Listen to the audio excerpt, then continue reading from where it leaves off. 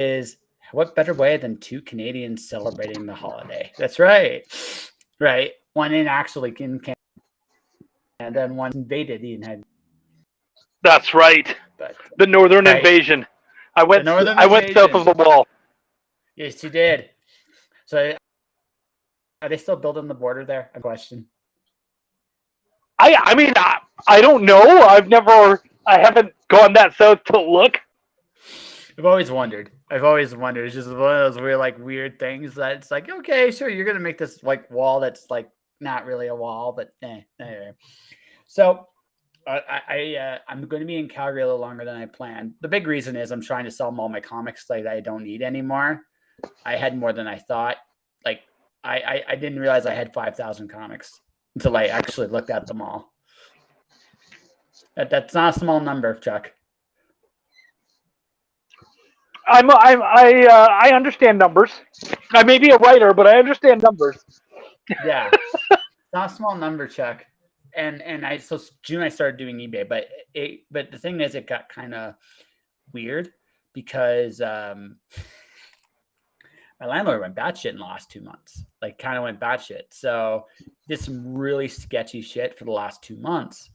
For example, so it's a duplex. It's the house is cut in half. He was running one side, another guy was running the other side. The guy ran the other side apparently ran. So one roommate got moved from there, survived all that carnage, ended up over on our side, half the public space, more people. I ended up paying more rent, that's weird. A lot of other right. There's just that's a little weird. And then on top of that, when he started renting the place out, it up. She's still there. She doesn't have a room as of this moment. Maybe that's changed now. Oh yeah. It got so it kind of came to a head about a week and a half ago. I wrote all about this on my blog. There's a blog you can actually read. I just talk about just some of the things that have happened. It's still a Cliff Notes version of the weird sketch I had to deal with. But basically, I went and tried to talk to him. And he goes to me, "Well, nothing I've done in the last 2 months has been with your consideration. Now, do keep in mind I've been paying rent." So I just kind of just listened to this, realized I was going to talk to a wall. Hi wall.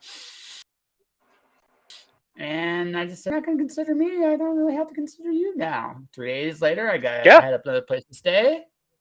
And perhaps the weirdest part of all, I wasn't hiding it exactly. I mean, one of the other weird things like that happened was they got a cat just mysteriously showed up one day. It's, "Oh, we have a cat now."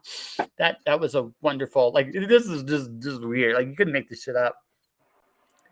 So I had to shut my door because my comics were there because I didn't want the cat to just jump all over the place and damage anything. Urinate, spray, yeah. So didn't want the cat anywhere near my shit. So, and that's not to mention the fact that at least one of the tenants there's so good job.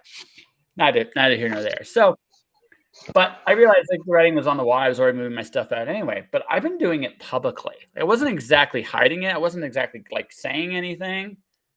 I heard nothing. It was kind of one of those it's like the weirdest thing. It's just like, this is some weird selective awareness crap. I don't understand. I'm just getting the fuck out. I feel you. Yeah. No, I mean, we've all have our own sketch lord stories. Like, this guy legitimately was the biggest piece of shit I've ever had as a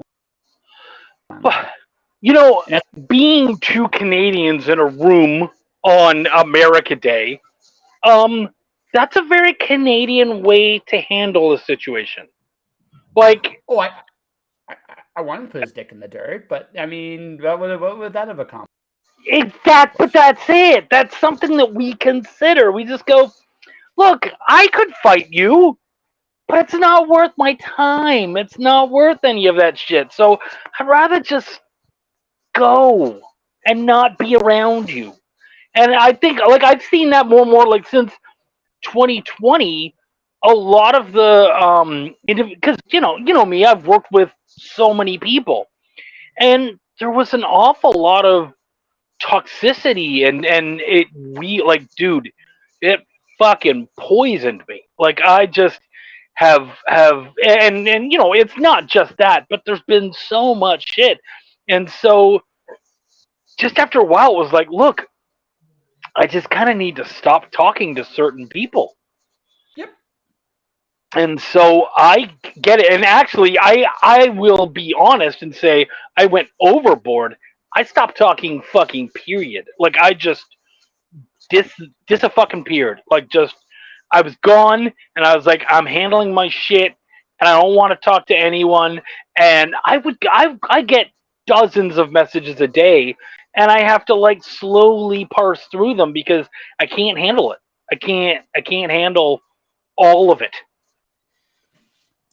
Okay. You mind if I ask you a couple questions? If you don't No, mind. go to town. Yeah.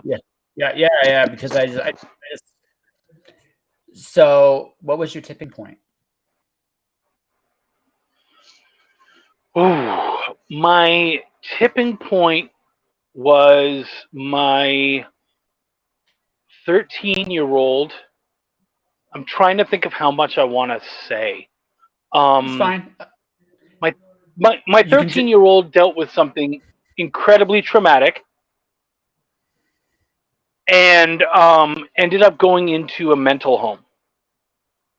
Okay. And as a parent, that I felt so useless, so unable to protect them.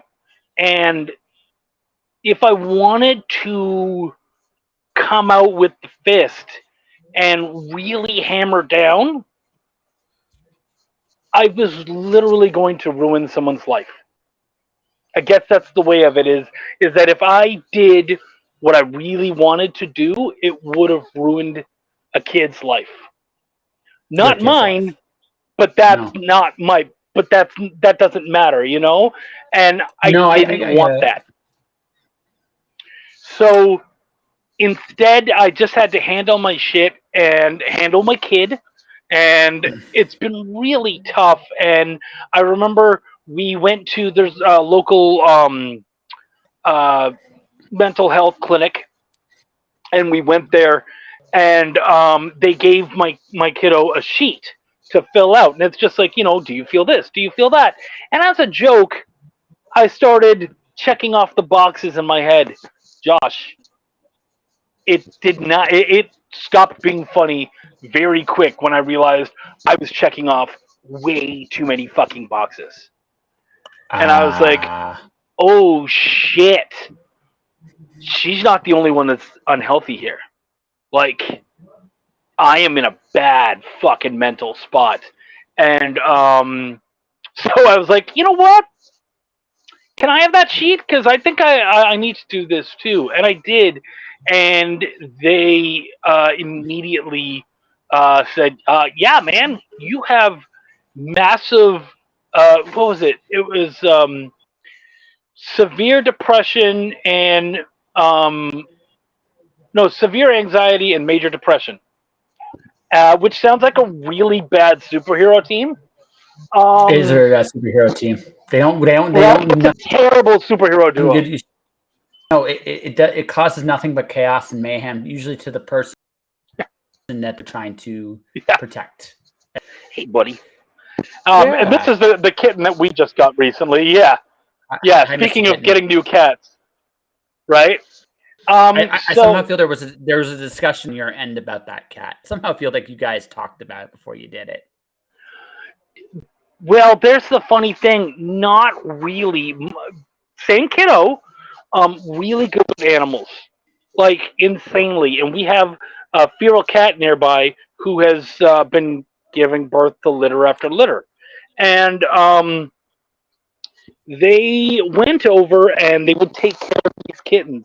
And she was basically the only thing that was keeping these kittens from going feral. Like, she was taking care of them. And one day I went into her room and there was the kitten in her room. And I was like, whoa, what are you doing, man? And they're like, I'm so sorry. I love this thing so much and I want to take care of it. And so I was like, you know what? He's the cutest little furball. Let's keep him. And he's been Oh, awesome. And like his family members are out there completely feral, do not want to be around people, and that dude comes into my room every night, sleeps. I literally woke up this morning to my kid saying, "Oh, that is so cute." And I woke up and I look, and I'm sleeping on my side, and he's right on my side fat, just sitting there on the old muffin handles, just that's nice. curled up and happy. Yeah, and so what she's done with the animals is amazing. And so yeah, we couldn't kind of keep that from her. So yeah, Yeah, fair. those things have been, the cat's been great for me. But yeah, it's been, mental health has been huge this year. And I said at the beginning of the year that this year was all going to be about healing, and the healing takes up a lot of time, and it's difficult, exhausting. Yeah, Wendy's over there throwing in 2 cents. Hi, Wendy. Josh Hi, says hi, Wendy. Wendy. So, That's Josh Pants. yeah. Yeah, it's because I wanted some of my favorite people before I wrapped it up as it currently is. And Yeah. yeah, because I've already started the new show. I don't know if you know that. No, I don't. No, I not. Like I said, have not been very connected. I'm not the Chuck from last year. Well, no, it's okay. And you don't need to be the Chuck from last year. So for me, okay, I'm going to explain this from my end. Like we're catching up. So this year for me has been about I have added my 12th rule to my rules of success, and it is simply wait for no one. That is the rule. That is just simply the rule. I look at the older, the longer this goes. The first rule, showing up, has become more and more and more the rule I measure people by. It's unbelievable to me, just how much that rule applies to everybody. Um, I've burned some bridges this year a little bit. Some accidentally, some just but some also necessarily like I don't. This is a kind of this is kind of where I can be a bit of an. This was another someone on the other show I was interviewing with. I get mental health; it's important. But at the same time, this is kind of how I've appreciated. Like I realize a lot of people are going through struggles right now because of, like, not just we're coming out of the pandemic. We as I think a culture have to come out of our comfort zones a little bit more, and I'm not sure we're ready to after everything. But life is gonna say, "Well, fuck you guys. You got to get in there with your boot in the ass, go, because you need to do this. We're gonna wait for you." Yeah. But what I realized is this year for me is I can put stuff out in the aether, but if people don't want to bite, then I'm not in the right place, and that's just what it comes right down to. And I want to go. It's going to take longer than I want to, right? It's just going to take a little longer than I intended to, but I don't think it's necessarily a bad thing either. It's just one of those things where you just realize that it's going to take its time. And Yeah. as a consolation prize, I get to go to San Diego in 2 weeks. So it's a decent consolation prize. That's a great consolation prize. Yeah. Yeah. So I get to go to San Diego. I can say this now. A comic I wrote is coming out on Kickstarter next week. That's awesome. Comic I edited is on Kickstarter right now. So so I've had a lot of good things in the midst of all my little couple months. But what I've realized for myself is, one, I'm like I said, I'm still on the road I want to go on. It's taking longer than I'd like to. I've learned some patience, but it's not forever because I realized it's a weird balance of, okay, I'm gonna let things kind of play out the way it needs. It's still going to be like pushing to get the fuck out of here, right? Because because of, again, I want connection and adventure. What's the point? Yeah. So speaking of that, and our projects, you've got a project on right now. I have a project on right now. Let's talk about them real quick, because Sure. everyone out there should hear the shit that we're doing. So, what do you have on Kickstarter right now, and what do you have coming up? I don't know what is coming up just yet. I was going to end the show with that. Hold on a second. Okay, we'll do that. Yeah. We can, yeah. So, what do you have on right now? So, Roadkill Rampage number 4. You edited Roadkill. Yes, I did. Oh, good for you. That's awesome. Yeah, no, it was a cool experience because they came to me because Nita was supposed to do it, and obviously, right, that's right when Meredith unfortunately passed on, so she wasn't in any shape to do it. So I'm going to do this right here for folks. Yeah, okay. Streaming. What the heck? Why is this not? Oh, wow, they changed this. Are we not live? That would be hilarious. No, we are live. Okay. We've just been chatting. Yeah, I've just been bullshitting. No. Hold on a second. Let's see if we can do it this way. Give me a second here. I'm just doing something here. This is going to sound annoying for just a quick second. Well, while you do that. Okay, actually, hold on. I got it. Okay. There we go. It's up. It's up where people can see it, and I've pinned it. I'm pinning the message right now, and basically it's not visible here, but you can see it. You can see the stream chat if you're on Twitch. Roadkill Rampage number 4 is live right now. It is edited by yours truly, written by Rodney Pike. It is the final road trip. I can't go into the spoilers, but it was really, Rodney we brainstormed this idea for an ending, and Rodney comes like, okay, we're good with this, and then this is the ending I'm thinking instead, and it's the complete opposite of what we talked about, which is totally fine. It's like, he goes, is this okay? It's like, yeah, it's your story, dude. I'm not. That's not my job. The only thing I told him, and I won't spoil this too much, is that a certain thing has to happen in here for this to work, because you've gone on this road. You got to pay it off somehow. You got a little bit what you expect. Do this, because if you do this and you just go into this, it's not going to feel as satisfying. Whereas if you do this, then you'll get this better. And he was cool with that. Rodney's an amazing dude. Honestly, God, he is an amazing dude. I was really honored. I hope I get to do more. If he goes back to that world, I definitely would love to actually start it from issue 1, because it would be a lot of fun to actually like do a whole Bible and kind of go with it. That'd be fun. But it was fun to do that. That's mine. So what's yours? War Lion from Henri Compan's War Lion, which is really good. I love it. It's basically a post-apocalyptic, or kind of like a post-apocalyptic Demolition Man sort of story about a man who's trying to make the world a better place for his daughter and for his city.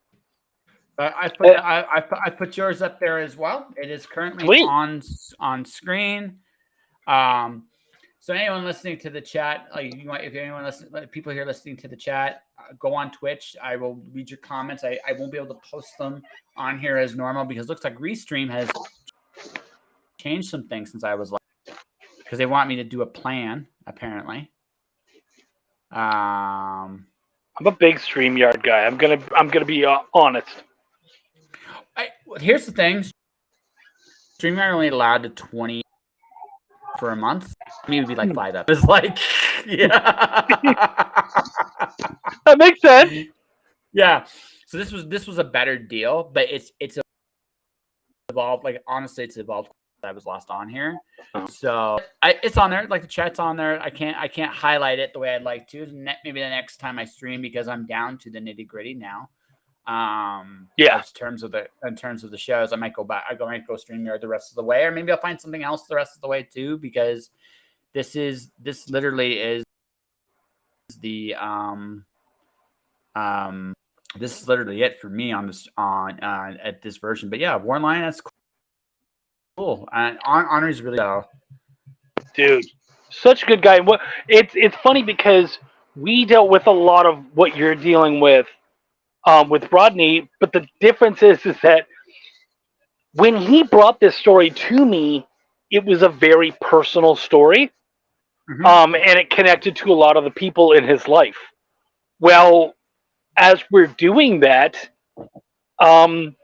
he ends up filing for divorce. And that affects the story huge because, again, a lot of the players are connected to him personally. So, of course, that, divorce affects a lot of your relationships and whatnot. And so, absolutely, there's been a lot of like having to kind of like him wanting to change things and having to be like, whoa, why are we changing this? What is, and so it's a lot of like, why are we doing this? Well, because no. Our outside drama does not affect our story. So we need to keep those two separately. And he's been really, really good about, you're right. So it's been, my job has been a lot more, because he's an amazing writer, tells great stories, but my job has been a lot of like kind of bedside manner. Yeah. And a lot of like, yeah, you know what? Okay, I see what's going on. Like when we first started this story, in fact, it was funny. He came to me. And his editor had passed away during COVID, and he was like, I still. He said, I want to bring this story to life, but I don't know. The story that I envisioned with my editor, it's not quite where I'm at now, and I want to do it, but I don't know if I want to. Like, I'm just at this crossroads. And I said, look, how about this? Let's just have a chat. You and I will sit down. We'll talk about the story for like an hour or so, and we'll see. If when it's done, we feel like there's nothing there and it's not going to be worth the time, cool. It was nice hanging out with you. I'm not going to charge you anything. We had a good time. But if we do decide that this thing has legs and it could turn into something, then let's do it. And when it was all said and done, I remember him, he pitched the story to me. And like I said, it's all very personal. And the ending was super dark, really dark. And I said, whoa, that's a rough ending to this little mini series. What's up with that? And he's like, I said, like, what's the theme, the idea of this story? And he said, well, you know what? I kind of feel like there's not always a light at the end of the tunnel. That's sort of my theme. And I laughed. And this guy is going through so much pain, having a tough time. He's telling me this very personal stuff, and I laughed. And he was like, what's so funny? And I said, that's a bullshit statement.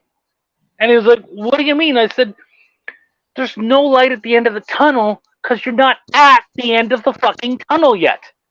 And he was like, oh shit. And I was like, yeah. So you're saying something that's not true. The tunnel's not done yet. So and that for both of us just changed the trajectory of the story. And it's not still like a really super uplifting story. It is very dark and gritty and gruesome, but it still has its own sense of hope and empathy. Whereas I don't think the other story would have had that. And I think no matter how dark our lives get, no matter how dark our stories get, there's always that silver lining, that cloud, that just that little bit of light. And yeah. So one of the podcasts I listen to is Jocko Willnick's podcast. It's a Navy SEAL. So you can look this up on motivational ones. It's called Good. So whenever he got bad news, whenever his subordinates would come up to him and they would tell him some terrible shit that was going on in their lives, he'd say, good. Finally, one of the subordinates just goes up to him and says, okay, what the fuck do you mean good? Okay, let's talk about this. Very honest, right? Didn't get that job you want? Well, good. There's another job out there. Go get it. Didn't get that promotion you wanted? Go back to the drawing board. You can learn more. Didn't get into that relationship you wanted? Good. There's other people out there you can go for, right? Yeah. Because if no matter how whatever happens, if you're still alive, that means you've learned. So get up, get after it. Good. And sometimes in those dark moments, there are we wouldn't see otherwise. Right? A big part of my freelancing career has been for the last 3 years and is filtering. Yeah. Right? There are certain kinds of people to work with. And I know I know who they are. Right? I know who they are. And there's certain kinds of people I am not looking to work with. And I know who they are. Like in name, I'm talking about in personality. Right? There's a certain kind of thing I am looking for to work with. Because in my particular case, this is just where I'm at in my life. I do not have time for bullshit. So, if you're serious about it, there are certain signs I am going to look for and how serious. If you don't have those signs, I am not working with you. Or I'm charging you a ludicrous amount of money because of the amount of work it's going to take for me to get it out of you. And that's where I'm at in my mouth. That's where I'm at in my life. I don't look at things. I don't look at things anymore from the lens of, oh, I'm going to try to be the most helpful guy. No, if you're fucking serious, you're looking for peace. You're not coming to me for help, right? And I'm not going to do a champagne level service on a beer budget. Sorry, you're gonna pay me for that champagne. That's just the way it is. And so that doesn't mean, and that's why we've talked about this in the past. Privately, I'm going to do this public. Price points are kind of important. Yes, there are good people that can't afford you, but they're like a gem in a sea of shit, right? For every Paul Gomez, there is an army of, I'm not going to name names because that will get me in trouble, right? But Paul Gomez is a rarity, not the norm, right? I love that you mentioned Paul Gomez, by the way. Sweet dude. Yeah. No, I love that you mentioned him because you two have something in common, and that I've appreciated watching, and that is both of you were working on your art. Yes. And I'm enjoying watching you guys. Yeah, we're having fun. Yeah. I think we're coming at it from actually a very, very similar space too. For me, I was like, when I first did it, I was terrified that I sucked. Then I had this really wonderful epiphany. So what if I suck? Yeah. Suddenly, nothing could stop me. So, and I'm watching the progression of what I'm doing. And I'm almost good, Chuck. I would almost, because I realized the things I struggled with at the beginning, I don't struggle with anymore. Yeah. Right? I'm working on, I am not by any stretch to the imagination, right? But I'm competent. And I've hit that point of competency, right? So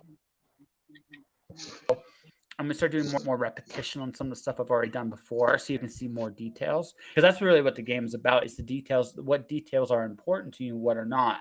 And I don't know where Paul is on the journey, but no, Paul. Here's the thing about Paul.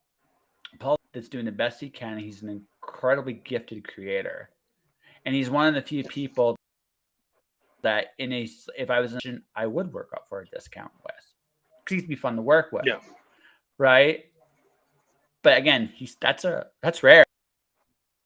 Yeah, that's rare because I don't think there would be that, because the reason why some price points are sometimes the way they are, a factor. I don't think it's a headache factor with him. I don't think not that way. There might be There, it might take longer than I'd like because as someone who's worked with him, there isn't a headache factor with him. yeah, exactly. I didn't feel like there would be. But the problem is I can only work with so many Paul Gomez's in a year. That and I make a living decision. Right? It's to make a living decision. As I can only work with one or two of those a year. And then the rest of the time I have to be kind of heartless because it's like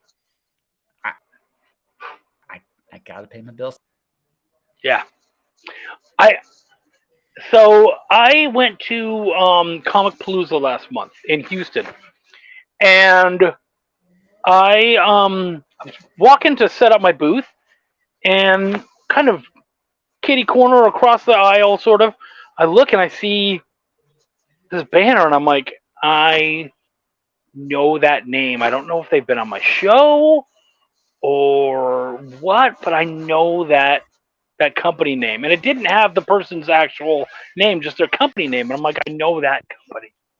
So, and again, like I've worked on a lot of books, so I have no clue. I walk up and I I walk up to the guy when he's finally there, and I'm like, hey, and he goes, Chuck, and I said, yeah, man, what's up? And he goes, dude, I'm so excited to see you. You got to look at our book. I was like, oh, okay.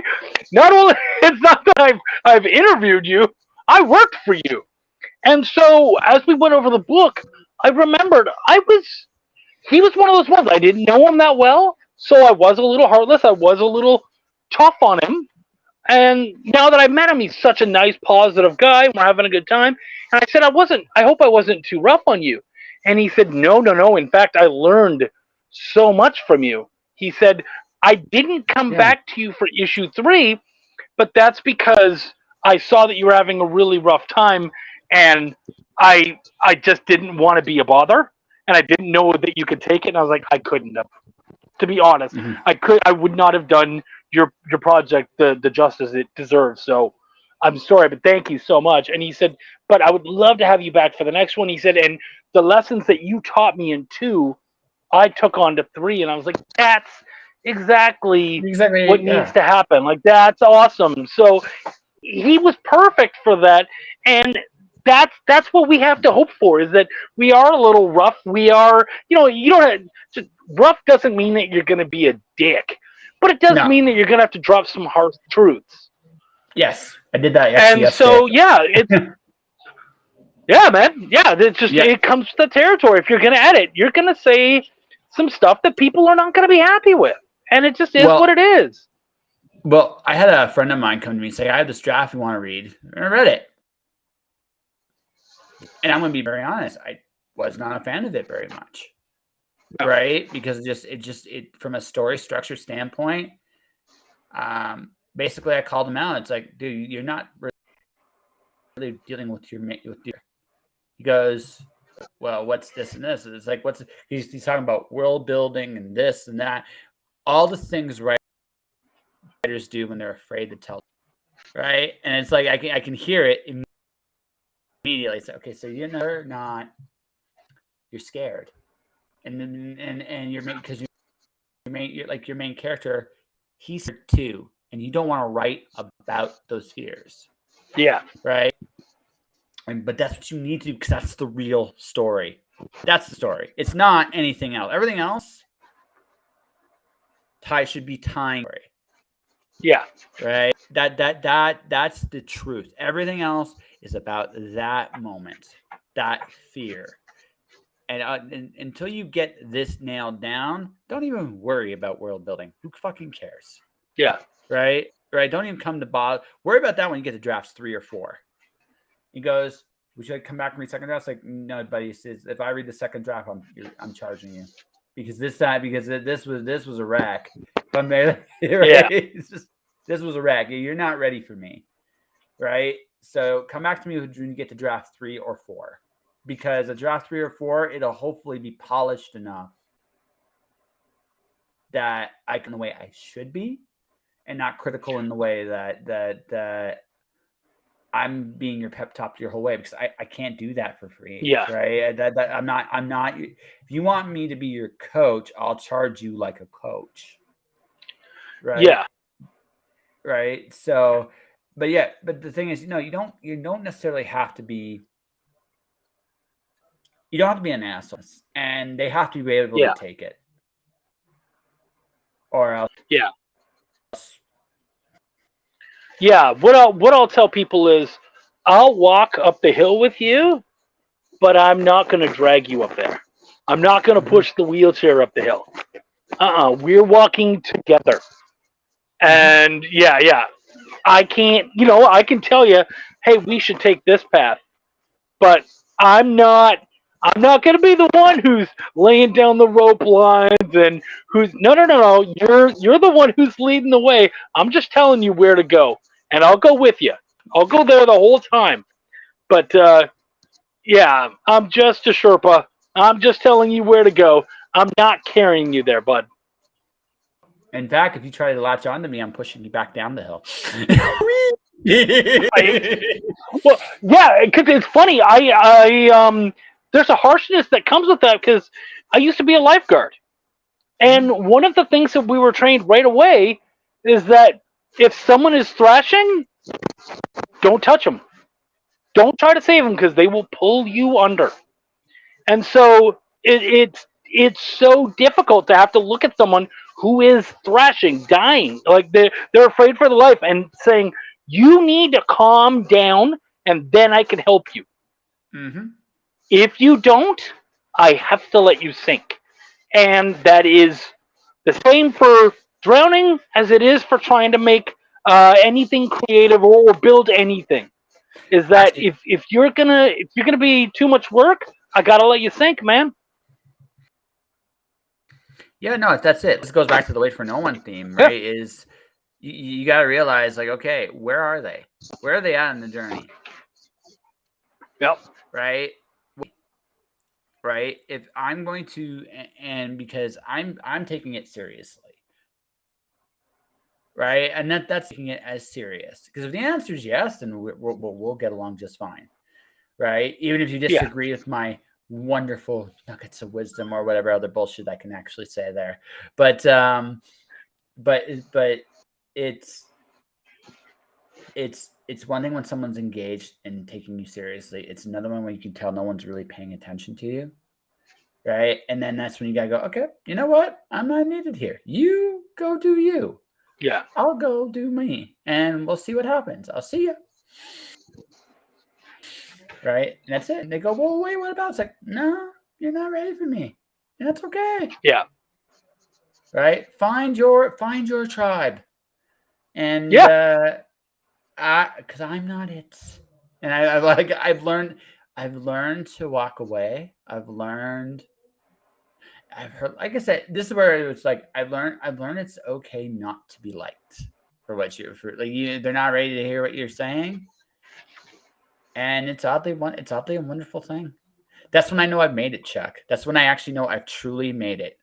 When somebody actually goes out of their way to trash how bad I am, I've done it. I've succeeded. I I have get hit the. I get that. I do get that. I like being liked too much. Now I have no problem with just being like, cool, we're not gonna work. You know what I mean? Yeah. Like, actually, my dating history. If you were to look back at my dating history, it's hilarious. It's like 1 month, half a month, 2 months, 3 months. Literally, my longest relationship was 3 months, almost 3 months. I don't think we quite made it to 3 months. And I would just, after a short period of time, I'd be like, this isn't gonna, like, I like you, you're fun, we're having a fun time, but there's no future here.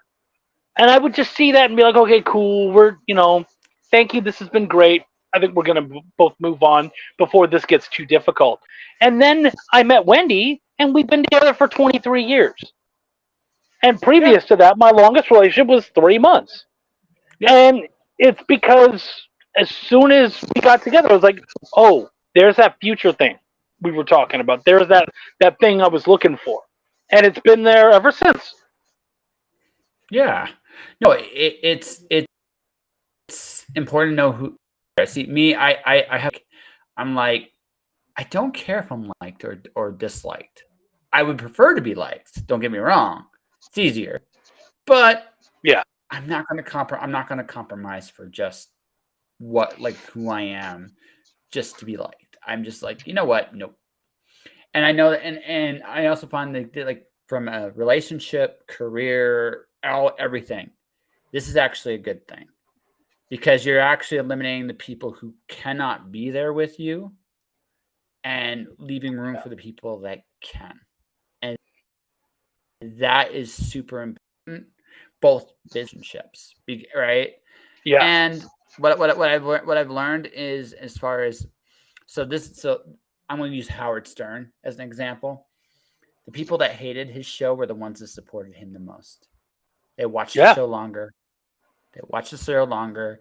They like like this is the thing. Like I again, I'm not going to talk the politics of him, but that's Trump's game. He gets into the headspace of the people that hate him talk about him more than anybody else. Yeah. Right? It works. So I'm like, well, that you know what? At some point in my career, I'm going to get people that dislike me. Fantastic. And this is going to sound. This is probably the most cynical song I've ever. I use these people. Yeah. Right. You know what? There's nothing else I can do, right? There's nothing else I can do. I'm not going to change your mind. I'm not interested in changing your mind. You're not interested in changing your mind. So why bother? Yeah. Right? Instead, how can I utilize you to make me more money? Right? Because if you got so much passion that to bash and lambast me, you know what? I might figure out, okay, you're doing some free marketing for me, so I might as Yeah. well just enjoy it. I don't know. Does that make me cynical or jaded or an asshole? No, I think it's part of the thing. If I live rent free in your head, good. I have no Yeah, problem with that. Yeah. yeah, yeah. So Yeah. I've become that this year too. So it's mental health. For you're talking about mental health being a thing. Like for you, like I think that's kind of what's happening with you too, isn't it? You're kind of making this want to be around makes you feel like you're Yeah. a better person, Hmm. right? Not everybody you're around is going to make you feel like you're a better individual. Yeah. And once you figure out who those people are, it can be devastating too because they might share some of your more toxic traits. And that's probably the hardest part actually. Yeah. Yeah. And I do try to recognize that too. Yeah. Um. Yeah. So I'm not necessarily trying to be around people who are fun all the time. I've had, No. it's just, yeah, it's people I can work well with. People, and actually, I haven't even really been focusing so much on who I want to work with right now. I've mostly been focusing Uh, on who I want to be. yeah. And who I want to be, does that person want to work with this kind of a person? And if they do, then cool, I'm in there. If they don't, then I'm not. So can I ask the deep question? Yeah, Who do of you, course. That's why I come on this show. This is what you do. This is why I unloaded the barrels right away because I knew where we were going. So go ahead. yeah, who do you want to be, Chuck? Who do I want to be? Yeah, that's a really good question. Um, right now, it's not. Well, this is gonna be tough to say. It's not who I want to be because I fucking love me. Mm-hmm. It's who I don't want to be. It's pieces of myself that I've seen in other people, in family members, in that kind of stuff. And I'm like, yeah, that is a trait, that is a type of person that I don't want to be that.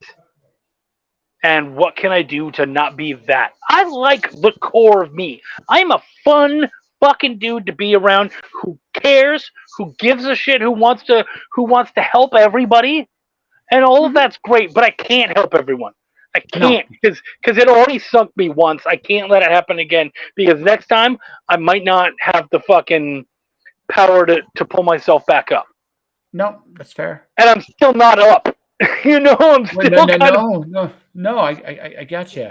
so yeah, I have to look and be like, who do I not want to be like, and what traits, what kind of things should I stay away from, and that's where I've been, and it's been very helpful. Mm-hmm. Yeah, and moving forward, it's been really good.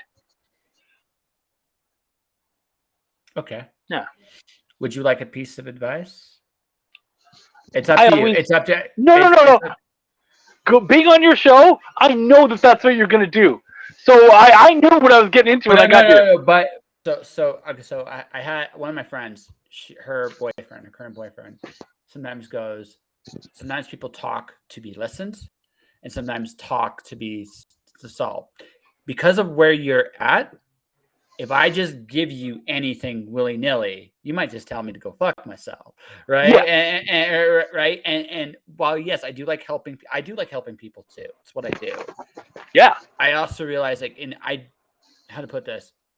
I wouldn't say you're exactly in a fragile state, but you're not exactly, I would say, at your best either.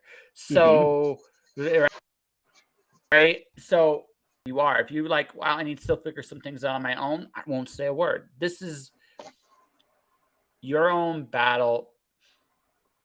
This, in some ways, the only thing I'm going to push back slightly on with you. It's a slight thing. I is a with our not so good traits because we all have them, right? The way to change them, right, is to accept where you are now yeah, completely. Also yeah, means looking at those traits, those things you want to change, and honestly look at yourself and go, okay, if I change it, because the thing is about all negative traits, good comes from, like I said earlier, good comes from everything.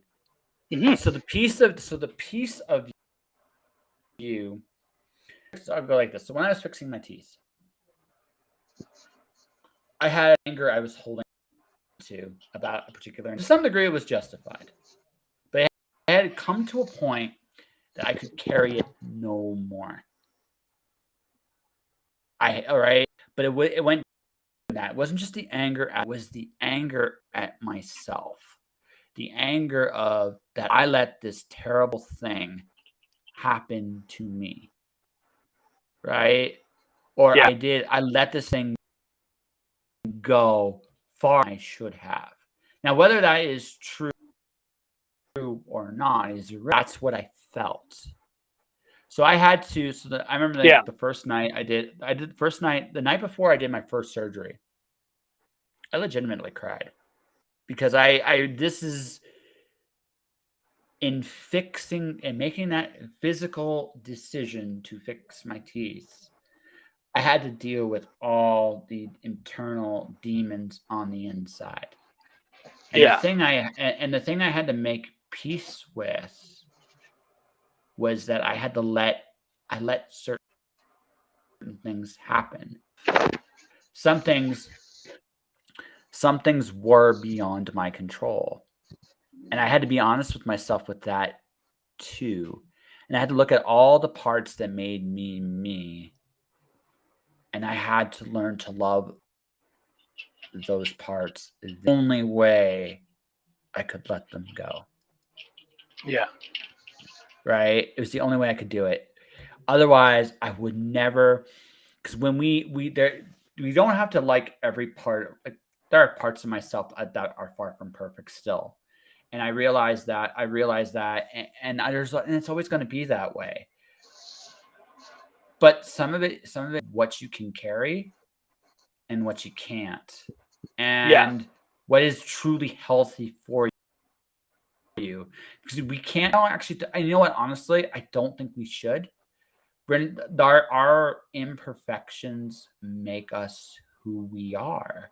I think yeah, that's a wonderful thing. right? Because it brings out the best some really cool things about you that wouldn't be if we were all the same. Yeah. So all I'm saying is I do think just based on how we've talked about this is you like who you are right now, but you don't love what you could become if you don't make those changes now. Yes. Is that Yeah. fair? Yeah. Yeah. Yeah. Yeah. So that means coming to the parts of yourself you do not like. Right? That you honestly do not like Yeah. and kind of learn to love those pieces. Because if you want to change them, you have to understand them. Yes. Yeah. Yeah. And that's been a hard part. But yeah. Yeah. No, I agree with that. Actually, Yeah. yeah, I do agree with that. It's funny. So I owe you a bit of an apology. Why me? When things went really rough for me, you were, and a lot of people, and I hope there's other people out there who hear this. You were super supportive. You've always been very supportive of me and really nice. And I didn't always get back to you right away. And I was at this point where I couldn't handle the positivity. Like I didn't want to fucking hear it because I didn't want to fucking like me. You know what I mean? Like I wasn't Yeah. there. And so you were being so sweet and nice. And I think I was a little more dismissive than I wanted to be. And I've done that. I've actually had several people be like, "Are you ignoring me?" And I'm like, "Yes, but no." And I don't know how to Okay. say that. Like, So I'm gonna. So I'm not. There's an individual I wanted to get back on this show before I wrap this up. Right. I'm not gonna name names. You'll probably figure this out the moment I mention it to her. Right. She kind of disappears at random all the time. okay, Right. But I've kind of hit a point personally. Right. And this is where again this is kind of like and maybe this makes sensitive and that's this. I've hit a point personally where again I can't carry people's baggage, and I didn't understand what was fully going on with them. Right? They weren't clear. They just up and disappeared like that with no real explanation or yeah, I don't look right. And I'm at a point where I'm done with that. The empathy for the no explanation disappearance. When you were going through your stuff, okay, right? Um, I'm going through shit. I'm going to be disappearing for a while. Like you yeah, actually told me. So the moment you told me that, I basically, yeah, I'm just letting you kind of go. As far as being dismissive, actually, it's one of my favorite stories about you. Actually, when I tell people about you, because I still remember the first time I ended up talking metal with you. You mm, actually gave me I saw it, the polite. He's gonna mention some cute metal name. Then I mentioned Amon Amarth, and you're like, fuck. Okay. Nope. yeah, I am dead fucking wrong. Right? yeah, Yeah. yeah, No, I've always you have. So let me reflect. Let's go back to something I've learned about people personally.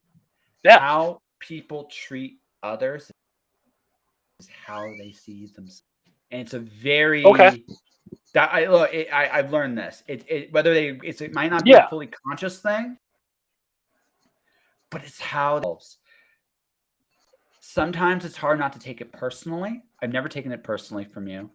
I also get it's like for you, your cynicism was your shield. yeah, And right. And you have to drop it a little bit because you've learned something very valuable that I've said for a very long time is that cynicism's fucking day. Right. When it yeah, comes to certain things. When it comes to certain things. And I'm positive by default, Chuck. And the reason I'm positive, it's not because I don't see the darkness. Quite the contrary.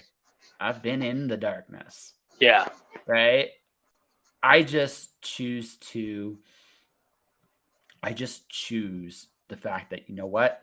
there is a light at the end of the tunnel. Going back to something you said to Henri, there's Yeah. always a light at the end of that tunnel. Yeah, So absolutely. I've never. My father gave me this advice a long time ago. Never focus on the tunnel. Always focus on the light. Because if you focus on the tunnel, all you're gonna see is the shit you gotta cross through. If you focus on the light, you will always see a way out. And that has always been me. Yeah. I tend to treat others now. Again, I'm not perfect either. I tend to treat others how I want. I see the best in a lot of people. Some people I flat out intimidate. Which I find hilarious. Yeah, I agree. I find hilarious. I've tried. I'm just gonna call her out a little bit on here. She's a little terrified of me. Okay. She's a little terrified of me because I read people really well, right? Yep. She can't, and that disturbs her a little bit, right? Now, it's been a while. Maybe she's a little different, but I get the feeling that that's still there, right? Sorry, Nia. Yeah. I gotta call you out. I gotta call you out on that. That's the thing. I try to treat people, and I get like my worst treatments of people from my own insecurities, and that is something I've learned. So I try very hard, even if I'm in, to try to treat them as I would want to be treated, and I try to be very conscious of this. Yeah. I get that. For me, I'm a people pleaser. I've always wanted to please people, and I think one of the things that kind of clicked in my brain, and I'm gonna call out some family members, is they won't see this, so that's fine. But my uncle, who I did not get to see that often, passed away, and it hit me hard. That one hit me hard, and I called my dad and my uncle. They were together. It was their brother, basically, sort of. That's a whole other thing. But anyways, so I called them to find out what was going on because I found out about my uncle dying on Facebook. Not how I should fucking hear that. No. And so I called them up, and they were very dismissive. It's not a big deal, blah, blah, blah. And I find that the story that they've told everyone about what happened is bullshit. And I'm not very happy with this. But while I'm still dealing with this shit and trying to figure it out, they're then like, hey, I've been seeing you online. I'm like, well, yeah, I got the show going on and I'm doing all that. And he goes, well, you know what? You got to stop the swearing. You're making us all look bad. And I was like, making you look bad? First off, this is how we fucking talk. This is when we're hanging out, we fucking do this. Why are you asking me to be different somewhere else? And that clicked in my head, and I had a show that night. And he said, I was basically told, you know what? Try to be a little classy. And so I literally started that show with, fuck all of you, let's have a real classy fucking show. And that's how I treated that. And yeah, that was kind of me going, yeah, okay, I think I'm done pleasing people, but the problem is that I still love making people happy. And I know that I can very easily go to the exact opposite side and be like, fuck everybody. And I don't like that person. I don't want to be that person. I've seen way too many of those people in my life, and I don't like them. So it's been all about finding that balance, and it's so delicate. And so I'm feeling it out, and I'm getting closer and closer to where that balance is and where I feel comfortable. And being able to come out on that show and just be like, fuck y'all, let's go classy. It felt good. Felt really good. So the United States taught me how to be ruthless. It taught me, like I have it in me. Like it taught me how to. I have it in me, right? I think I've embraced it. I embraced it sooner than you did. I think Oh, this yeah, is this is the 100%. thing. Yeah, Yeah, I embraced it a lot sooner than you. I can just I can turn it on. I don't like it. Again, it's not my first go to, but yeah. if you want to go there, if that's what you want. Um, two thoughts, and if that's all right with you, again, I'm asking because again, where you're at. Yeah. You're ready? Yeah, all right. So No. I'm feeling good. yeah. So okay, I had an incident a few years ago, and it's it's thought process I'm kind of settling in. I had a friend that cared. I first time I was in love, I fell in love at a later age most, but I fell in love, and I was just like ecstatic about it, and told like just this was just a first for me to ever feel this way, and it was wonderful and awesome and a roller coaster and all that stuff.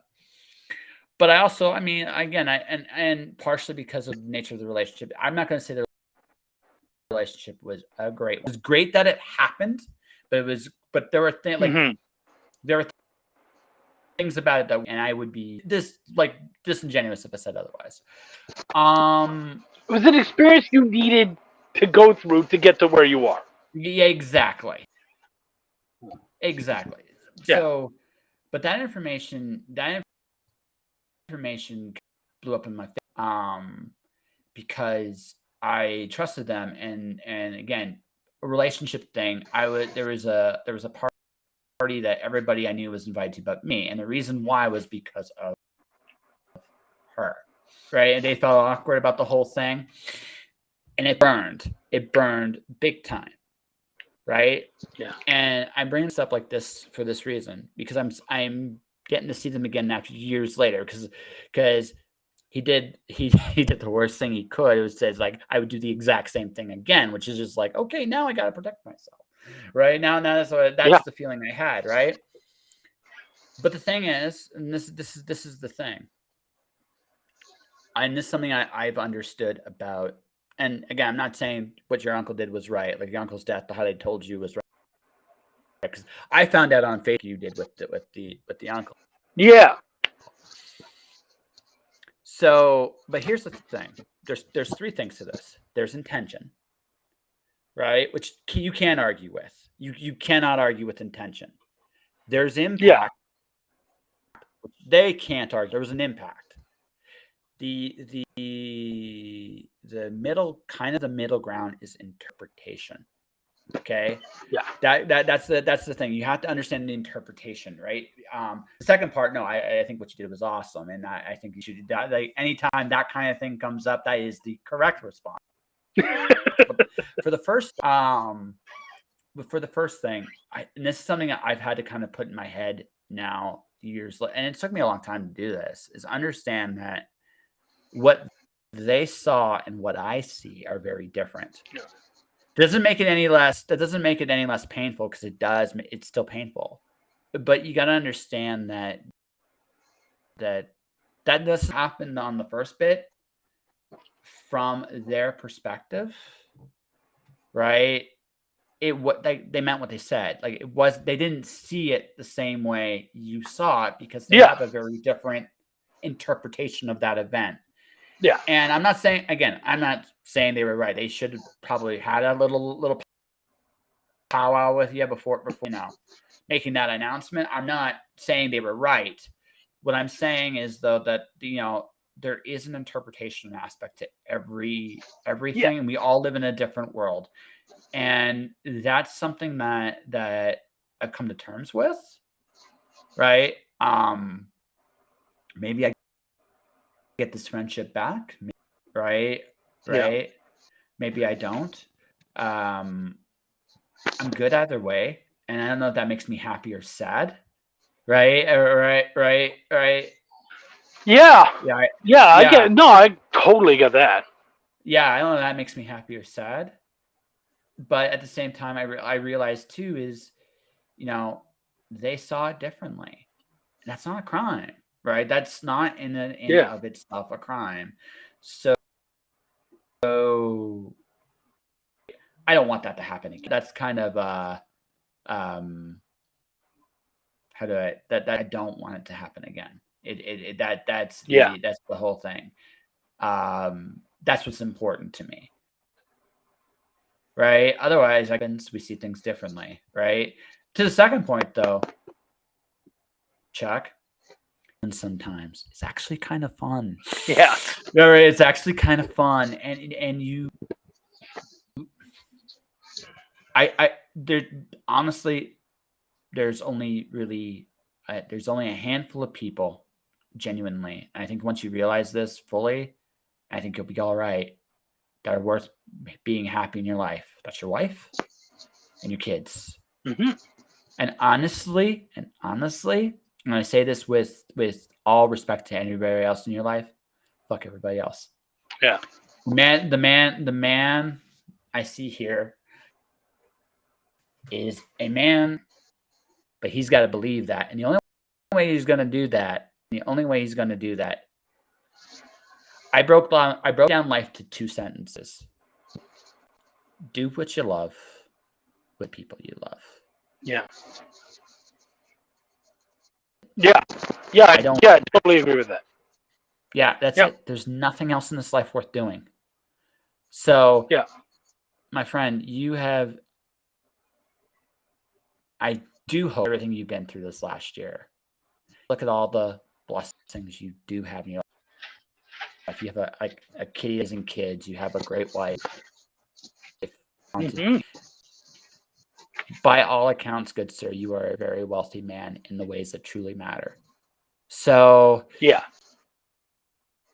right, that stuff, fight for those things, and let happy Yeah. stuff be everything else. If that's all Yeah. right, No, if that makes sense. that's kind of where I've been going already. Actually, it's Yeah, just it's just seeing what that road looks like, and getting the engine revving. yeah. No, Yeah. like I said, I hope I don't make this sound like Fisher Price psychology. I just care, and No, no, dude. You've always been so good about that, and yeah, no, I, I mean, a lot of that I've already kind of come to, and I completely, I really do agree with that. Yeah, yeah. So I don't have an issue with that at all, and that's why I like coming on this show, because like any yeah, other show you go on, we're talking about a lot more superficial things. Like yeah, even when you and I would talk about metal, it wasn't in a superficial way. It was getting directly into our passions because yeah. metal is at its core about passion, I believe. That's right. And so No, so absolutely. yeah, on this show that's what that's all about. Speaking of that, to take the train away from the emotional station for a minute, are there Sure. any like metal bands that you've been really getting into lately, or just like really feeling? I wish. Honestly, with the last. Okay, I have a confession here. You're not going to be very proud of me, Chuck. No, I got to do I think we this. might have the same confession actually. So go ahead. I became a Swiftie by accident. We do not have the same confession. We do not have the same confession. But No, that's cute. I like that. no, I'm gonna like. Here's a. This is what I've realized metal so much, but I also am starting to understand like pop, not in a sense of there's certain look. I work at the Saddle Dome as my side gig. I got to work the Nickelback concert. After 30 minutes of hearing Nickelback, I read thing over and over and over and over and over again. And by the way, I don't. This is not a knock to, but I realized something very important. That's actually not a knock to Nickelback. because okay, that was the arena has been all year. That was including the Flames. It's including all the other things that happened. And I realized like they found a real genuine gift. And this is something I realized about with Taylor Swift, with them. I think metal and jazz are going to fit in this category too, even though they don't get the same love. These artists way to find they found a formula that allows them to both be that's something everybody expects, but also they found a certain authenticity with their styles. The reason why I enjoy Taylor Swift, I realize she's a fantastic storyteller. Yes, her beats are corny and it's a little bit there's an earwormy quality to her beats and certain expectations it's right into, but I'm a storyteller, and that's why she sells. Yeah. That's why they give their fans exactly what they want. That's not a crime, right? And Eminem, like I like same thing. There's an authenticity to it. Oh, yeah. There is right. Then there's something I realized. So I've been commercial stuff a lot more, not because I necessarily love commercial stuff, because I'm actually trying to figure out, okay, what do they got that I don't? Right? What do they got that I don't? Yeah. And right. And besides the fact that I murder songs on stage, they die literally when I sing them. Right. I look at the fact that okay, I want to be authentic in whether I do prose, comics, as they are when they write songs, because that is why. Yeah. It's not just because they follow a formula. No, because lots of people, they're number one because they found a way to make it here, and that is good. That's like, okay, I don't hate any pop band anymore. I understand them, and they're not all for me, but I have a deeper respect for, and that's what I've been musically lately. So this is what I kept. I kept Amorphous, Epica, Taria, Amon Amarth, of course. I actually found one of their older. Let's see who else. Actually, I had to make a tough choice. I kept Blind Guardian over Nightwish. Okay. That was tough. I just realized I had Taria. My decision was Is it really that tough though? When we have access to YouTube and all that kind of stuff, where we can go listen to that at any point if we really want to, like. Yeah, but what I again, for me, it's just like when I'm purging my shit, when I'm purging all my shit. Yeah. There's stuff I genuinely love, and there's stuff that I'm really into. So you're doing like a musical Marie Kondo sort of thing. Not just musical, everything, right? Yeah. Books, like everything, because at this particular point in my life, I realized, in my case, I'm going on the road. What do I really want to carry with me, Chuck? Yeah. I have 5,000 comics. I'm rid of 3,500 at this point, 3,300 of them. Right? I'm getting, not because they're worth money, but because I do not want them anymore. They belong, like, I don't care if I have them. And that's not what these things are meant to be. They're meant to be loved by somebody. So I would rather somebody buy them and kick them off my hands so I can enjoy what I have left. Yeah. And right? That's where I'm at. And so I haven't done the metal. I actually have some access to some I have connections to a PR guy that does metal, so I get a lot of albums like down. I just haven't had a chance to download in the last few months because my landlord situation was fucking crazy. So I had to deal with that. I'm hoping in the days and weeks to come that'll change. But yeah, that'll change a little bit more. I would like to do. There's a metal show out in July early July out in like Lethbridge, and now I kind of want to go to it because I would love to do a good metal show before I disappear from here. Then again, oh, not July, August, sorry. But I also got San Diego kind of in front of me. So if I miss it, Yeah. I'm not gonna cry if I miss this. You got something to look forward to, so it's not you. Yeah.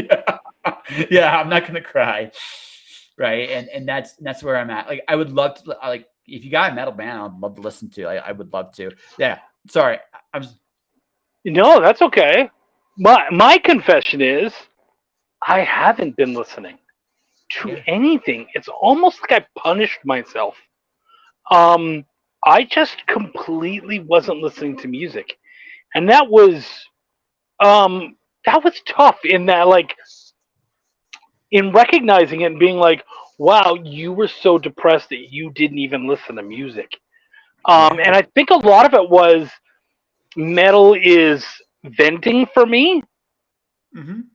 And I think part of me in my head, and I'm still, kind of trying to figure that out, but part of me was like, no, no, no, no. You don't want to vent right now because you're going to kill a motherfucker. Like, you are going to. I think I was afraid of what I would do if I really sunk into that and started to let shit out. I think I was afraid of what was going to come, and now I'm slowly.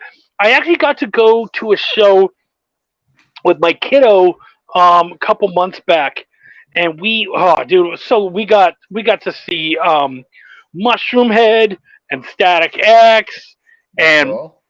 Dope, Fear Factory. Like it was a good fucking show. Just had a great time, and I loved it, and it reminded me of the fun of metal that I had kind of forgotten about. I had focused so much on it being something that I used to vent and to be passionate about that I forgot that oh yeah, there's this side of it that's so fun and exhilarating and open. And so I'm kind of rediscovering the same music I've always loved all over again and being able to to listen to it again and be like, "Oh yeah, okay. This is why I listened to it." Not all that. There was lots of reasons. So the band that felt like that again, non-metal for me was actually the only, in my opinion, one of the only good Christian bands ever, Jars of Clay. Jars of Clay is great. Yeah. Yeah. No, they're fantastic, right? So listen to this one a lot. I miss them. I did not realize how much I miss them because they didn't just write about, I mean, they got like gospel songs here and some of them they were really good with. Some of them they like the one they really like, you can tell because it has their name on it proudly, and then the other one is like Jars of Clay Presents, and you're like, okay, someone probably that probably has pictures of them with a walrus somewhere, and they decided that to get out of this they'll do this, but they weren't happy with it. But I love they tackled so many real questions so honestly that I honestly think they were too mature for their genre in some ways, because a lot of times that genre there's nothing wrong with a good worship song, but Jars went so far into questioning sex, ADD. They talked about like depression, honestly. They talked about like C.S. Lewis and really cool things about that whole inland concept. Talk about like they did so much. And my favorite album of theirs is The Long Fall Back to Earth, which is both their best and their worst stuff because they tried everything. And they had balls. For a Christian band, they had balls. And I really, really, and I realized just listening to them, it's like, there's nothing like this in Christian music anymore.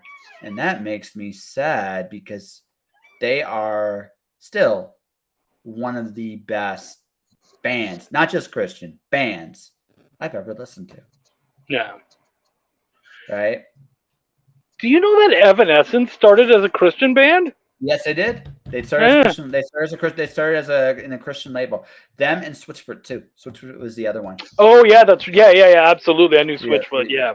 Yeah, there were a lot of bands got into the Christian labels because with all due respect to them, to the Christian labels, they were a lower bar of entry than say the typical music labels. And once the music labels heard that they had a Switchfoot did Dare You to Move in the Christian label before they ever did it in the mainstream, right? And it was so good that they got signed for it. Same with Evanescence. They started kind of in that same thing. Ironically, although I think Evanescence, honestly, their first album is still their best album. And I don't know if that's it's not knocked to Evanescence. I think they've done some good stuff since, but that first album is damn near perfect. So it's damn near perfect. It's so well done. I was actually telling my kiddo, said it's funny.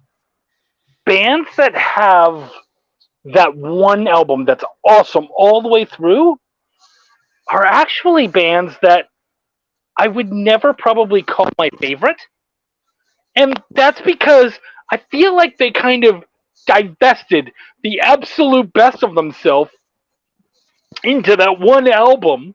And there's a couple bands that I feel like, no, okay. No, you had more in the tank, and that's awesome. But for the most part, the bands that I've enjoyed who had a full one album, I could listen to it all the way through, and every fucking song was a banger. I look back now and I'm like, their career, like they had a couple other songs, but only a couple. They really are all about that one album. So my counter argument to you is Metallica. Because to me, Master of Puppets is the perfect album. Yes, I agree. It's a perfect album. They're an exception to the rule. And that's why I said there are Rage Against the Machine's first album, an exception to the rule. Because I said, they still have a lot in the tank. So I can name some other bands. Eminem. I think the Eminem Show is a damn near perfect album. Right? I prefer Marshall Mathers, but most people would tell you it's the Eminem. I think the last one, Music to Be Murdered By, is an excellent album. It's when he has something to talk about to sink his teeth into, he is at his best. Yeah. Although my favorite album of his, actually, I take that back. It's not Marshall Mathers, not my favorite. It's Recovery. I think Recovery is him at his absolute boldest, my opinion. Let's see, U2. Not everybody likes U2, but honestly, the Joshua Tree and Acton Baby are actually fantastic albums, right? So and they've done a few. I would agree that Joshua Tree is a perfect album. Yeah. I would agree with that. Here's my thing. Going back to that Christian music thing, I was raised in a Christian household, and my mom worked at a Christian camp. And we would spend our summers, and this is the mid-'90s, we're spending it in our summers at Christian camp. And that Christian camp only allowed Christian music, which was fine. Except they would allow U2 as long as it was Actung Baby and earlier. Anything after that, they didn't allow. And that meant that every motherfucker there brought U2. Yeah, absolutely. Because and to this day, and it's been 25 years or something like that, maybe more, I can't fucking listen to them. I respect them. I love them. But it would be like being stuck on a deserted island and only being able to eat chicken for a whole year. After that, motherfucker, I don't want chicken again, no matter how much I love it. Yeah, no, I got you. I'm just saying, because those two albums are damn near perfect. Yes, I agree. I fully agree. Yeah, they're damn near perfect. And they followed up later on in their career with All You Can't Leave Behind, which is still a decent album. They've done some stuff since. It's not terrible at all. It's just I think what happens is and this is true with novelists too. There are some novelists that can come in. They write this amazing first book, right? It's like, I'll say Harper Lee, Kill a Mockingbird. That's fantastic. Do another book. Fuck you. Because I can't. It took her 50 years to do another one.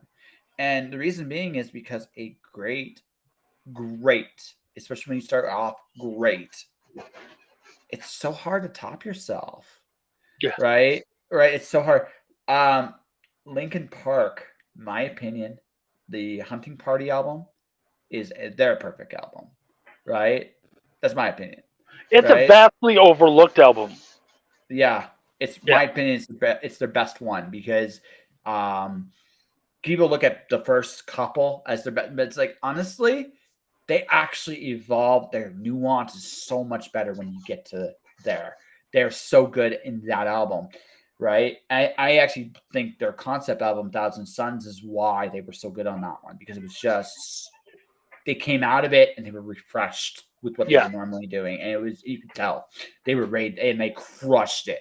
And I think every band finds when they have something. I think it's any artist when we have something that we really care about. I'm writing a novel right now. What I didn't realize until I was writing this, like what this is actually about, this is one of my insecurities, right? Is will I fall in love like that again? Right? That is one of my insecurities. And I'm first like you can say whatever you want. It's like I'm worthy, I'm not worthy. It's like I don't care. I know this is something that there's a legitimate feeling inside of this. And I can be very honest about it where it's like, I don't know if I'm ever going to find that again. I hope so. But I don't know. And that's what this novel is actually about. Right? It's about not about just me dealing with whatever monsters and demons and like the coming like that's the heady stuff. Yeah. But what right, that's the heady stuff. But what I really give a shit about is am I worth loving? And that is that's what I'm writing about here. I think the novel's going to be great. Right? And hopefully when I get to the next novel, I'll have something else I give a shit about at this point in my life as much. Because if I don't, the next novel's going to suck balls.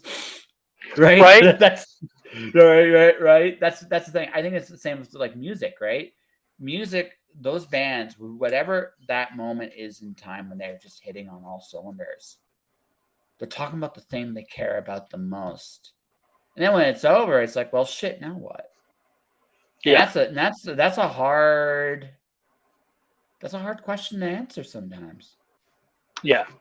No, dude, I feel you. Belial 4, which is the final issue of the series, should be out and done. Should have been out and done a while ago. I haven't even written it. And it's because I don't want to fuck it up. I'm very proud of the work that we've done on those previous 3 issues. And I want to end it strong. And I'm not strong enough to write that right now. Now, am I getting there? Yeah. Like I started writing the outline, which I'm very happy with, and I was like, okay, all right, cool. I can feel the pistons coming. I can feel because it's not just about the gears of the story. The gears of the story were already there. I know that. But what makes Belial isn't just those gears of story, it's the entertainment value, the fun that comes with it. I was not in a fun place. I didn't want that guy telling that story. I needed to become the guy I wanted to be to finish that. And that's what's happening, and that's where I'm heading. And I really feel like he's coming out, and as soon as you start seeing stuff from Belial 4, you can look and you can be like, ooh, okay, Chuck's in a better place. That's good. Because I've specifically held off because I wasn't in a good place. So once you see more of my writing stuff, my personal writing stuff starting to come out there, that's the tell. That's the, oh, okay, Chuck is on the other side of that hump and he's on the attack. Okay. Ooh, that's a good question. Are you going to write about this time in your life at some point? Yeah, it'll come up for sure. Because it's funny, my a lot of this coalesced from like a lot of this nastiness coalesced from something that happened before, and I've been trying to work on a fantasy story that would deal with that. So I feel like once I'm further away from this one and I've gotten that one out of my system, then yes, this will be told. Okay. Hmm. But I don't even know how. I wouldn't even know how to attack it. Like that one, even I had to think it out and think it out. And a lot of it now at this point, I could write it. I could get it done. It's I don't want to write it and make it happen until I know I have the funds and I can get it drawn and make it happen and do what it's got to do. So, Okay. but that one is ready, and if everything came together, I could go do that. This right now, no. I couldn't do it right now, but I definitely feel like at some point this could become a story. I just don't know what it looks like right now. Okay. Because it would be interesting if you could write something right now. Because let me just like just do it like No, this. no, I understand where you're at. The raw. Yeah. Well, not just raw, right? It's not just raw. It's also just this is where you're at right now. When we write our stories, we write like we write our stories. We're telling our story in a variety of ways. Like I said, that novel I'm writing, that feeling right now, that's where I'm at today. Maybe I meet somebody tomorrow and I don't feel that way tomorrow. Well, then could I still write the story? Probably. Because I'm not it's not gonna be that far gone. And I recognize this because again, we all change and evolve as time goes on. We wait too long, right? And we can Yeah, while we have a tendency to we dull it too much when we should be embracing that part of ourselves. It's just yeah, it would be interesting if you could even if it was a prose story, right? Just prose. I mean, it would be interesting. That's all I'm yeah. saying. Yeah, I mean, I No, get no, it. You I got feel to you be there. yeah, yeah. I mean, honestly, you got to do what's right by you, buddy. Right? No, you gotta. Yeah, I mean, that's what it is. At the end of the day, Yeah. it don't matter what I want. It's about what you want. And honestly, that is the important thing, right? That honestly, actually, not right now. It's always important. And never Yes. forget yourself. Never forget yourself going forward because you deserve the same care and love that you have for people that you're trying to help. You deserve it too. Yeah. I've been very excited about this interview in particular. I don't know if you've noticed, but I was on every show talking all the time, and I've been Mhm. really fucking quiet the last year. Yeah.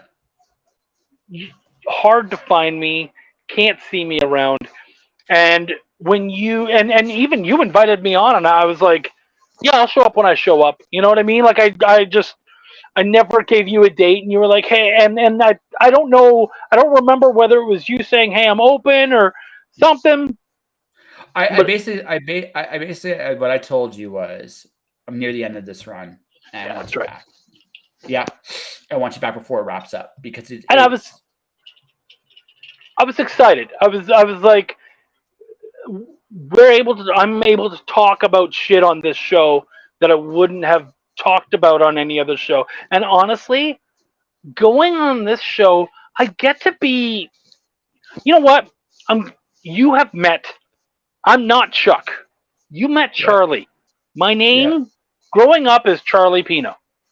And Chuck was this character, this mask that I got to wear, who was the creator, who is the entertainer. But when I come on this show, I don't have to be the entertainer. I can just be me. And so mhm, I get to kind of like peel away my own layers a little bit and just be kind of raw in who I am. and it's nice. I like that. So I was very excited that this was coming up because I was like, all right, cool. I get to peel back the layers a little bit. I get to Mhm. just be me with someone that I'm comfortable with because I couldn't do this with just anybody. You and I have a good relationship. I like hanging out with you. I Yep. feel like we've had a very good relationship even outside of the show, just being able to chat here and there when we get the opportunity. And so coming on, I was just like, all right, great. I get to just be me, see where Mhm. this goes. I knew the mental health thing was going to come up, Yeah. um, and I was excited about being able to talk about it because I think it's really important that everyone sees, like, man, it's out there, and Mhm. the people who smile the biggest can be hiding so much shit. And I thought it was Mhm. just important for me to be able to kind of tell that story and just be able to be like, hey, it's rough, but you can come back. You gotta be ready to fight. All right. I'm going to say they probably. So I want to do this here because I think we are coming near the end of this interview. We're coming close. I'm So feeling that, yeah. yeah. So yeah. So I need to thank you personally. So folks, I'm going to say this like this: starting my freelancing career was one of the scariest things I did in my life, and one of the people that gave me some really great advice is Mr. Do you prefer Chuck or Charlie out for this particular? Chuck's good. Yeah, Chuck's good. Okay, so Yeah, Chuck's good. Chuck gave me some excellent advice here and there. A lot of what I've learned about freelancing, um, if anything, I've encouraged Chuck to treat himself better as a freelancer too. I'm all right. So and that is because I think Chuck. You're generally one of the sweet. Whether you want to admit this or not, you're a sweet dude. You really, really, really are. And um, I sincerely wish you treat yourself the best. You deserve it. And I hope when you are ready to come back, I'm ready to kick some ass again. Um, I hope you find what you're looking for, editing, writing, everything you're doing. Yeah. I hope it all works out. And I wish the same for your wife. Wendy has a great story. I wish the shipping wasn't such a bitch. I had to pick and choose. Yeah, it's such a bitch. But I genuinely want to see where you go from here, and I hope it all works out for you. Um, thank you for everything you've done for me, man. Love you. I do. I love Take you, buddy. Thank you. And Yeah, I'm so excited to see you on the road. I'm excited because yeah, now that you're going to be on the road, there's more likely that I can hang out with you. And then yeah, fuck shipping. I can just hand you a book and be like, dude, yeah, exactly. this is for you, homie. Yeah. So I don't know when it's going to start officially because I gotta be. But no, it's happening. I've made that decision. It's going to Yeah. happen. And like I said, so folks, if you don't know, I've already started doing this. I have a Patreon show where you can actually go pay $5 a month, watch the shows I'm doing. I'm learning on the fly, which is I think the best way to learn how to do a show on the road. And there's 5 episodes up, 6 coming. Yeah, all this wouldn't happen. Like I'm looking forward to my next adventures. So Chuck, when I do come to your neck of the woods, however I get there, we gotta do this in person, Oh, right? 100%. I'm in. Hundred I'm percent. so in. Yeah. Okay, so let's do this. Let's do this one more time. You got a book on Kickstarter. Let people know about it. Yes, sir. Right now, War Lion is on Kickstarter. It is a dystopian story about a man who's trying to make the world a better place for his daughter. And it's very much it's brought to you by the amazing mind of Henri Campan and the absolutely gorgeous art of Dexter Wee. The whole team has just poured so much of our love into this. We only have a couple days left, so we would love for you to check it out. It's equal parts. What did we say? It's equal parts Demolition Man and Blade and Logan. So Nice. check that out. I think you guys will really dig it. We're super proud of it, and we're already well into issue 2. So yeah, I think you guys are gonna love it. That's awesome. All right, and are you ready for people to find you if they want to find you, or you still kind of want to take a little time to figure some stuff out? You know what? I'm ready, and you know what? If I'm not ready, I'll come at you slowly. So guys, Track me down, Chuck Pineau on Facebook, Chuck Pineau on Pineau on Instagram, and at Chucky Pin on Twitter. And of course, you can find my Chuck's Raw reviews. Uh, YouTube. I'm not doing a lot with YouTube right now, but of course, check it out. I have tons of reviews and interviews on there. And then I was just gonna say, and then I also have a great show that I do with my wife every week on the EXP. It's a great show. I would love for you guys to check it out. It's tomorrow night, Wednesday night at